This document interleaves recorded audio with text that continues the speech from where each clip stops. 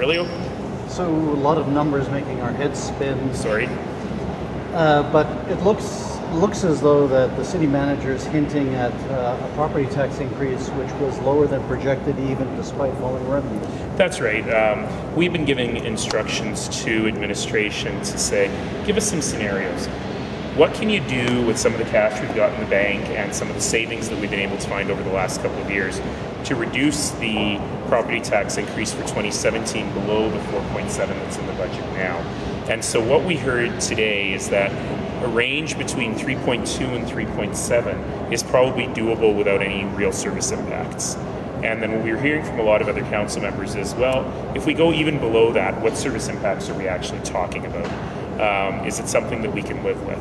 And also, can we use some of the money we have in the bank to dull the impact of the tax increase? That last one is a bit challenging because, of course, if you use money in the bank, it's only for 1 year.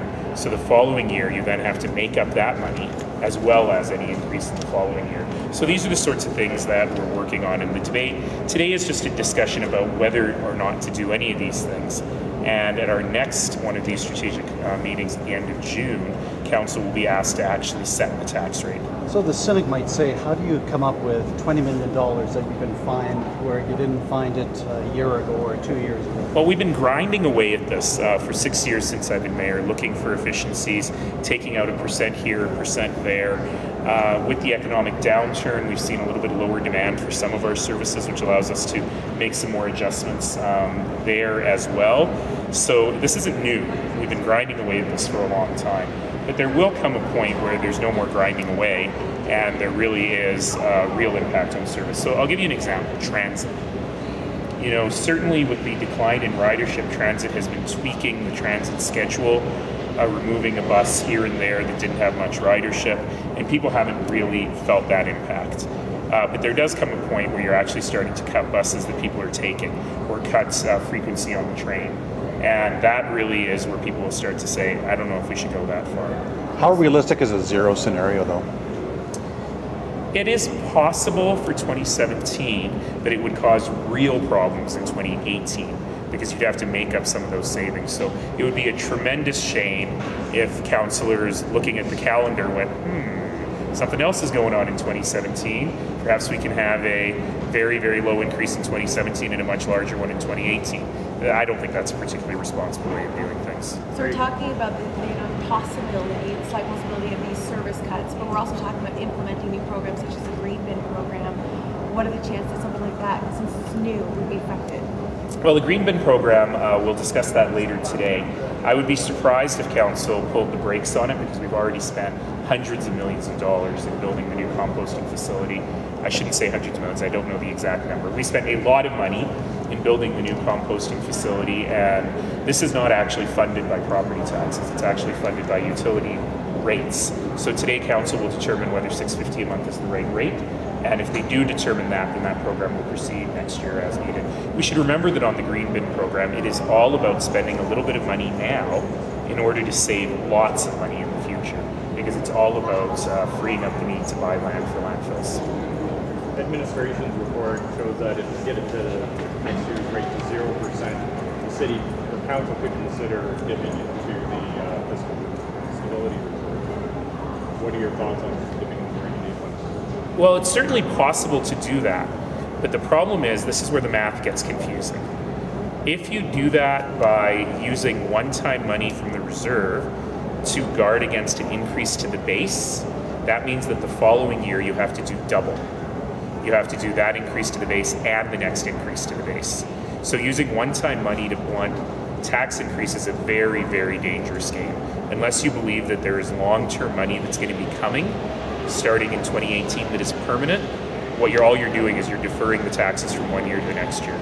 So you don't see that as an option? You know, it may be an option on the margin, depending on what our 2018 projections look like, because there may well be further cost savings to be found in 2018. But I wouldn't use it as a source to just make things look good in an election year.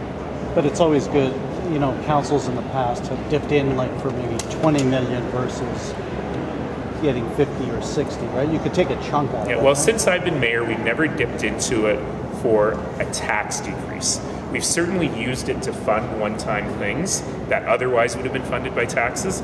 The difference may seem academic, but it's actually really important. One-time money should be used for one-time things. And in fact, Councillor Chabot, you may have missed it, but had a very, very thoughtful question today, which is he said, we do use the operating budget sometimes for one-time capital. Could we use the FSR for that instead and reduce the tax rate?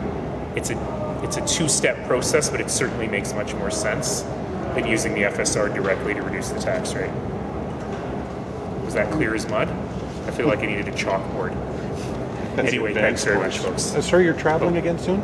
I'm going to Winnipeg for the Federation of Canadian Municipalities meeting, the Big City Mayors Caucus meeting, and I'm giving a lecture tomorrow at the University of Winnipeg. Is there another trip in June? You mentioned that you didn't want the upcoming council meeting to Maybe go a a couple third days day? in Toronto, I think. Oh, Nothing exciting. is that more economic development? Is it speaking? Yeah, all that. Are you All able that. to answer any further questions speaking to the green bin projects? Sure. I just had one.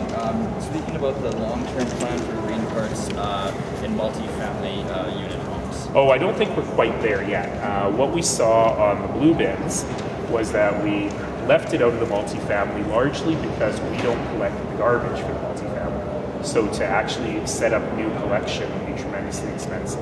And so in terms of recycling, we instead put in a mandate for multifamily buildings that they had to solve their own recycling program, and one option would be to contract the city to do it. I imagine we'll get there on the green bin, but let's put it in place first for the single families and duplexes.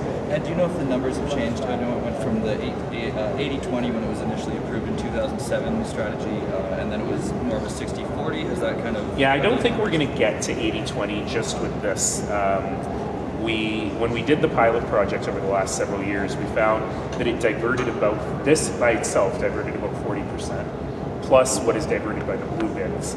So we probably will not be able to just with the 3-bin system get to 80-20. The next step is waste to energy and using some of the stuff that in the landfills is currently piling up to create energy. We believe the technology is not quite there yet. We are following the experience in Edmonton very closely, but after the green bins are in place, probably our next step will be to determine a waste energy plan. Can I ask you a question about Oh my green card? gosh. Just one, and that is the monthly charge versus paying for it out of property taxes. We will have that debate today. There are folks who feel that a universal user fee that everyone who has a home has to pay is exactly the same as a property tax increase, and it should just be in the tax base. There are others who feel that it is much more transparent to pay for this service directly and know exactly how much it's costing you. There are legitimate sides on both of those arguments, and we'll see what council says this afternoon. Thanks, guys. Thank you.